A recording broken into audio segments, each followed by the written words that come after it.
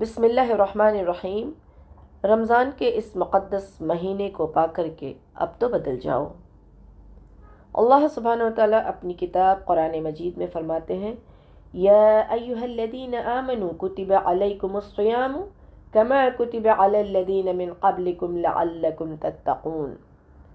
اللہ سبحانہ و تعالیٰ نے رمضان المبارک کے مہینے میں روزہ فرض کیا ہے، اس کے پیچھے مقصد ہے تاکہ تم پرہیزگار بن جاؤ، متقی بن جاؤ، تاکہ تم بچنے والے بن جاؤ۔ اللہ سبحانہ و تعالیٰ نے ایک مہینے کی یہ ٹریننگ اس لیے رکھی ہے تاکہ جب تم حلال چیزوں سے اللہ کے حکم کو مانتے ہوئے رک سکتے ہو، تو پھر تمہاری جو رمضان کے بعد کی جو زندگی ہے اس میں حرام چیزوں سے، معصیت سے، گناہوں سے، نافرمانی سے بچو، متقی بن جاؤ، پرہیزگار بن جاؤ۔ اللہ سبحانہ و تعالیٰ نے یہ مقصد رکھا ہے اس روزے کا۔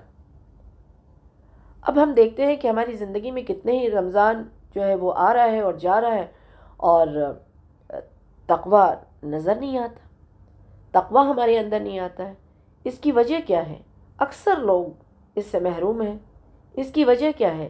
اس کی وجہ یہ ہے کہ ہمارا فوکس لعلکم تتقون پہ نہیں ہے، ہماری غور و فکر لعلکم تتقون پہ نہیں ہے، ہمارا غور و فکر لعلکم تتقون پہ نہیں ہے تاکہ ہم پرہیزگار بن جائیں۔ اس چیز پر ہماری محنت نہیں ہے۔ تقوی کیا ہے؟ اللہ تعالیٰ کیا چاہتے ہیں؟ اللہ سبحانہ و تعالیٰ چاہتے ہیں کہ تم پرہیزگار بن جاؤ، متقی بن جاؤ، ڈرنے والے بن جاؤ۔ تم اپنے اندر یہ احساس پیدا کر لو کہ اللہ سبحانہ و تعالیٰ کے سامنے کھڑے ہونا ہے، جواب دینا ہے ایک دن، اور یہ احساس پیدا ہوگا تمہارے اندر تو تم گناہوں سے، معصیت سے، اللہ سبحانہ و تعالیٰ کی نافرمانی سے، ہر اس کام سے رکنے والے بن جاؤ گے جو اللہ سبحانہ و تعالیٰ کو ناراض کرتی ہے۔ اللہ اکبر۔ رمضان میں روزے کی حالت میں رات میں قیام اور تراویح اور تہجد اور تلاوت قرآن میں ہم بائی ڈیفالٹ ان چیزوں سے بچتے ہیں جو اللہ کو ناراض کرنے والی ہے، اور گناہ اور معصیت کی جو چیزیں ہیں ان سے ہم رک جاتے ہیں۔ لیکن جیسے ہی روزہ ختم، جیسے ہی رمضان ختم، ساری چیز ویسی کی ویسی ہی ہو جاتی ہے۔ اللہ اکبر۔ تو اس رمضان میں روزے کے ساتھ ساری نیکیوں کے کرنے کے ساتھ ساتھ اور کیا ہونا چاہیے؟ اور ہونا یہ چاہیے کہ دعا ہونی چاہیے۔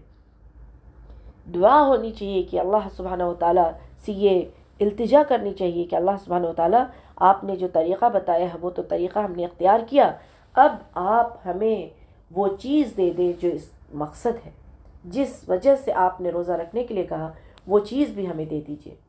اور اس کے لیے ہمیں مسنون دعائیں ملتی ہیں۔ وہ کیا ہے؟ اللہم انی اسألک الہدی والتقی والعفاف والغنی۔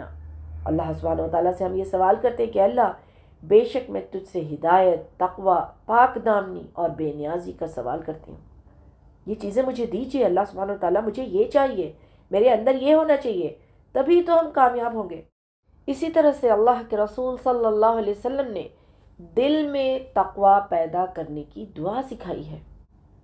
اللہم آتی نفسی تقواہا وزکیہا انت خیر من زکاہا انت ولیہا ومولاہا۔ صحیح مسلم۔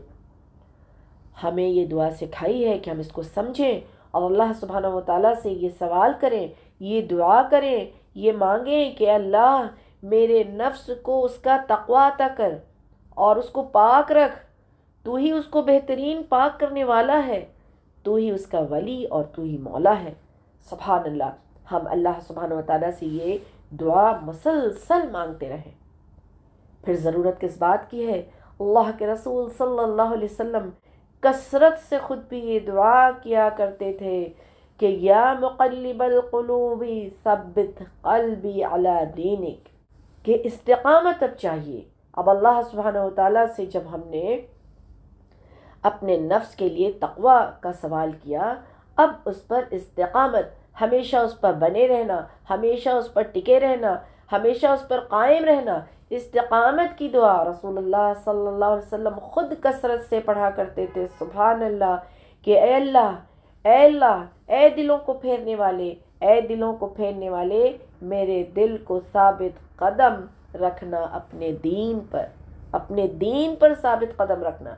جامع ترمذی 3522۔ اللہ سبحانہ و تعالیٰ سے دعا ہے کہ اللہ سبحانہ و تعالیٰ ہم سب کو بدل دے، اللہ سبحانہ و تعالیٰ ہم سب کے روزے کو قبول فرما کر کے ہمیں اس کے مقصد تک پہنچا دے۔ اللہ سبحانہ و تعالیٰ سے یہ دعا ہے کہ اللہ سبحانہ و تعالیٰ ہم سب کو اپنے نفس کے لیے تقوی مانگنے کی توفیق دے، ہدایت دے، ہمیں اس پر غور و فکر کرنے والا بنا دے، ہمیں اس پر محنت کرنے والا بنا دے، اور اللہ سبحانہ و تعالیٰ اپنے فضل سے ہمارے نفس کو تقوی عطا فرما دے، ہمیں تقوی سے نواز دے اور اس پر استقامت دے دے۔ آمین یا رب العالمین۔ وما علینا الا البلاغ۔